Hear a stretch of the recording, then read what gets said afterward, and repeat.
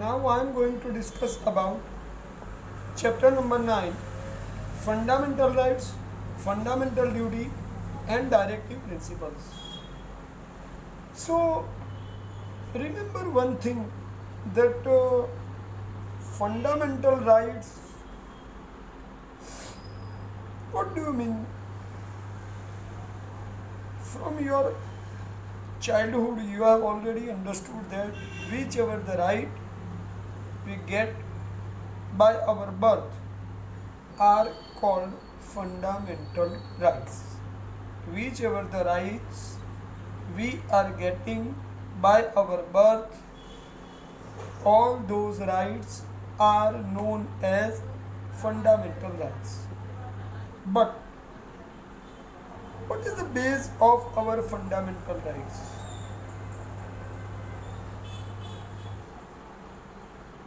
Think.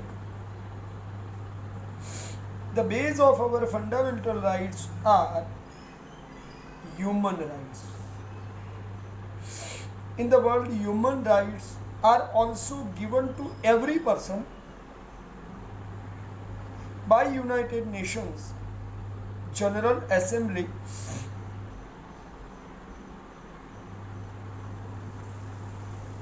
on 10th December 1948. The Human Charter was declared, Human Rights Charter was declared, and according to that, every person has a right to live. He cannot be discriminated on basis of any caste, class, and he is eligible to get every basic right as a human, whichever are assured to give him by the society and the nation. So, whichever the right every person he is getting by his birth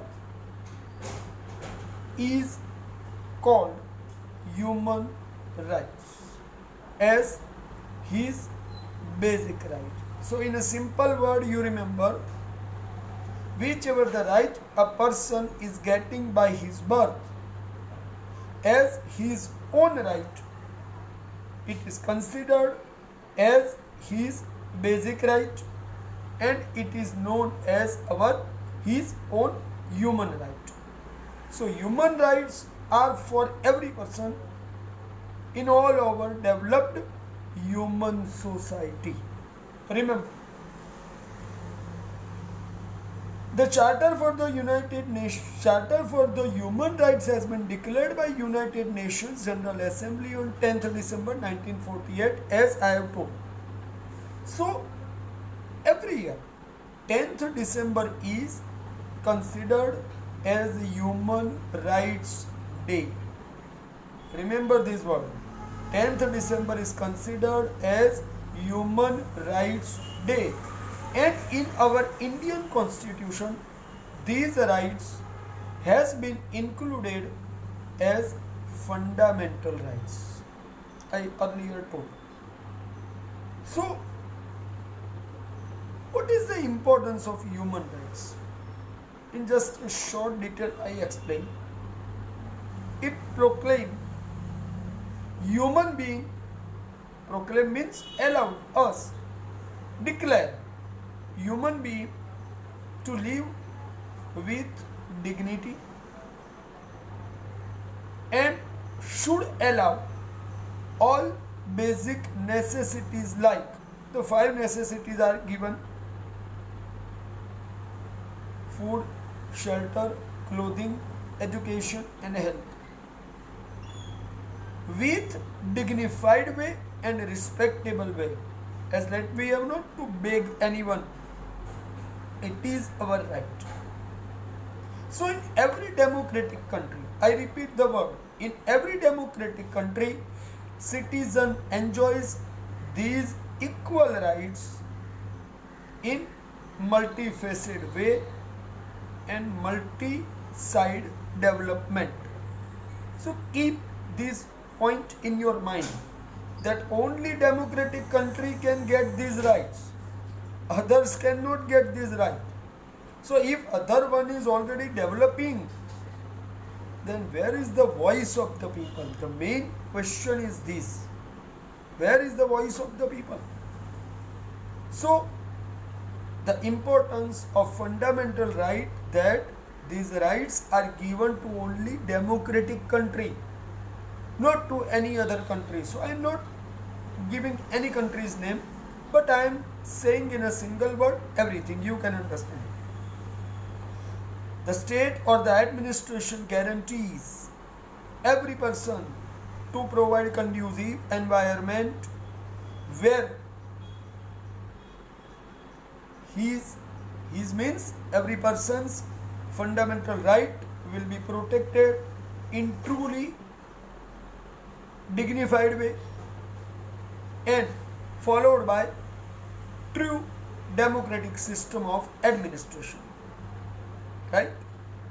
So understand the value of the fundamental rights. We can live as we want to live. We can do the business as we want to do. We can develop ourselves as we want to do the study. We can live with our family whenever we want to live, wherever we want to live. So in that way, these fundamental rights are given to us for our own development as the true citizen and human beings. Remember this line. So now I am going to discuss basic fundamental rights. The fundamental rights are total 6. First, right to equality. Second, right to freedom. Third, right against exploitation. Fourth, right to freedom of religion. Fifth, cultural and educational right. Sixth, right to constitutional remedies. So remember here, these fundamental rights are given to us with intention of nation's stability, to protect every citizen's freedom and democracy in all the way. The fundamental rights are given to us and we accept it. We are proud for our constitutional makers that they have given us these fundamental rights, and it is our proud for our constitution. So first one is right to equality. I am discussing now step by step every rights in detail. Right to equality is indicating two different maxims: equality before law and equal protection of law. I repeat, equality before law and every person is getting equal protection of law. So these two maxims are indicating our right to equality. The fundamental right is based on these major foundation of right of equality, because it guarantees us that we all are equal to each other without any discrimination of caste, class, color, creed, language, education, or any other. So, no person will be deprived, no person will be favored on basis of any kind of discrimination from his right. Law is equal for all. Remember, law is equal for all, and from peon to the prime minister, everyone is equal in eyes of law. So, our judiciary courts have given important freedom to take appropriate decision as per the law. So our country is followed by rule of law. The president, the governors, even sometimes prime ministers, ministers, member of legislative assembly, everyone is included in right to equality and rule of law. But here, as per the dignity of the place and position, some privileges are given to this constitutional post or position having people, but not as a person.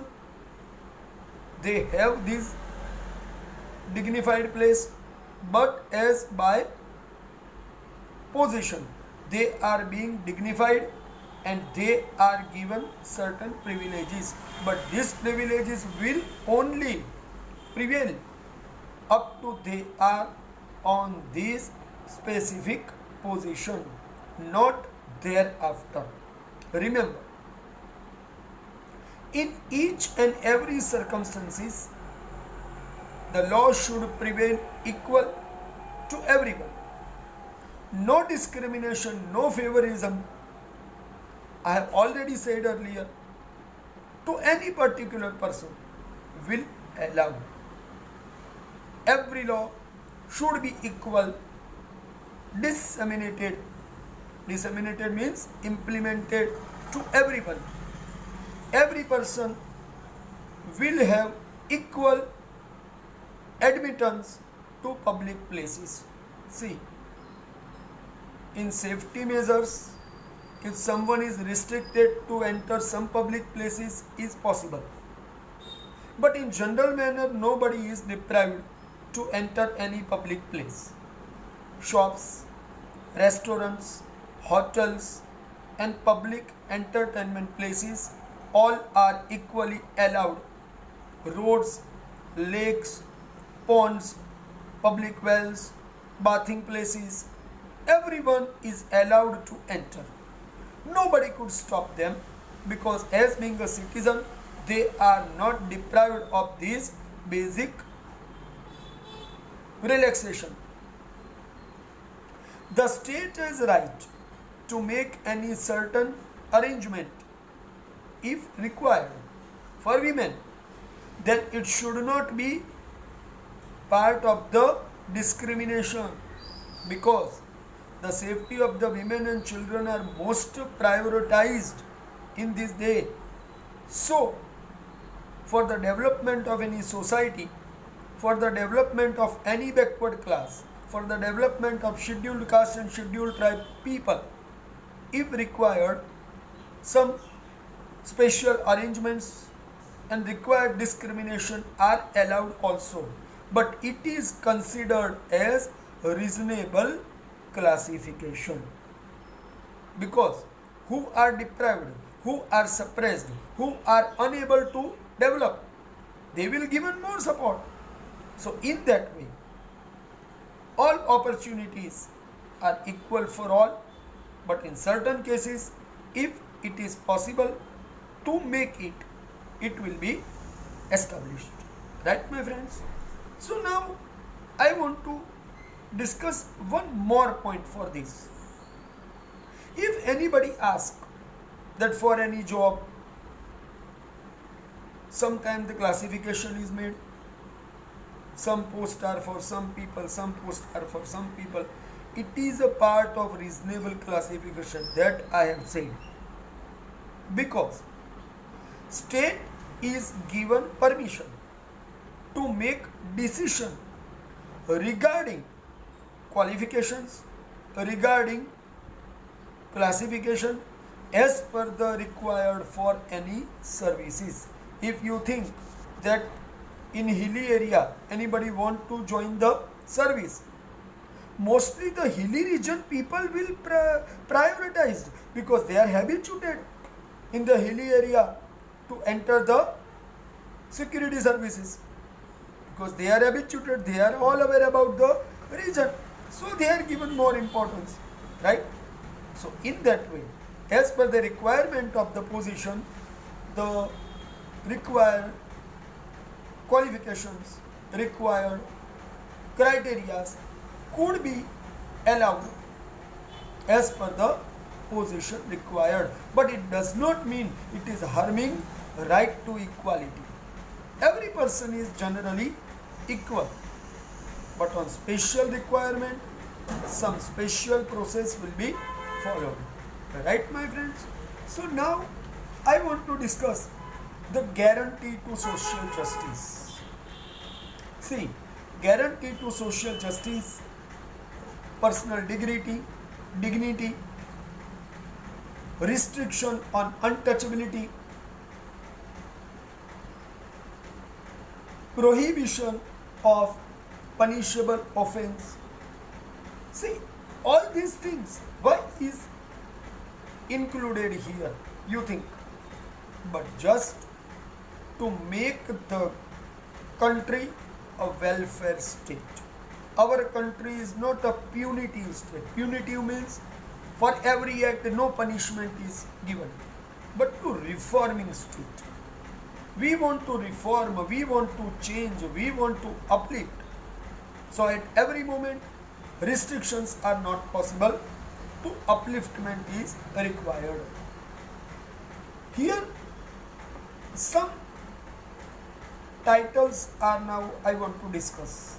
That in earlier period, before the freedom, some titles were being allowed to give.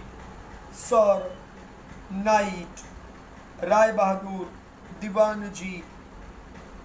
These rights were allowed, these titles were allowed.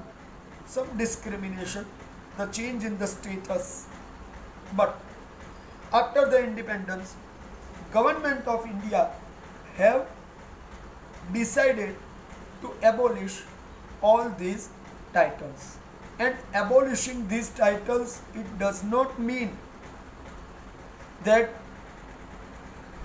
we not give importance to special qualified people, but to felicitate their quality, their capacity, their efficiency and skill. Government have declared some awards, but these awards are not make them high dignified than us. Just by awards they are not dignified.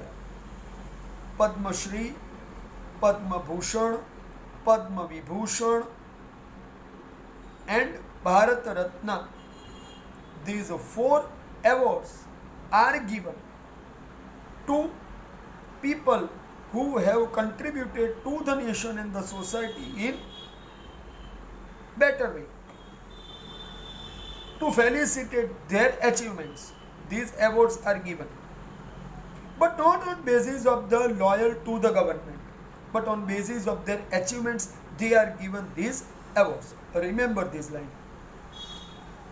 On other side, for the security forces, Paramavir Chakra, Veer Chakra, Shaurya Chakra, these are awarded. Some ranks are also decided in our army. Major General, General, Field Marshal. These are high military ranks. As per the military administration is required to put a person as per his capacity. And one more point I want to discuss. For the sports quality, we means our administration is giving Arjun Award to the best sportsman. For the film and the cultural activity, Natya Ratna, Nritya Ratna,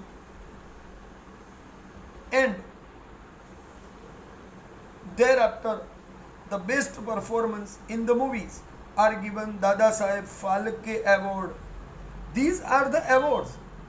It does not mean they are high qualified than us, but for their contribution, the government and India, in term of the nation, are felicitating those achieving persons, nothing else. But otherwise, in term of the law, everyone is equal in rule, in eyes of law, and everyone is under process of rule of law. Remember this point. Sometimes teachers, doctors, advocates, insurance agencies, women, juvenile means children, some specific laws and certain rules have been established, and those rules, those laws, those rules are applied to only them. It is required to give importance and attention to these categories. And main thing is this: equal pay for equal work is applied in India. Equal pay means if you are doing this work, if the same work is being done by every person, they are getting equal pays. But as per the promotion, as per the seniority, as per the time and experience, whatever you have contributed to the nation, you will get additional support also.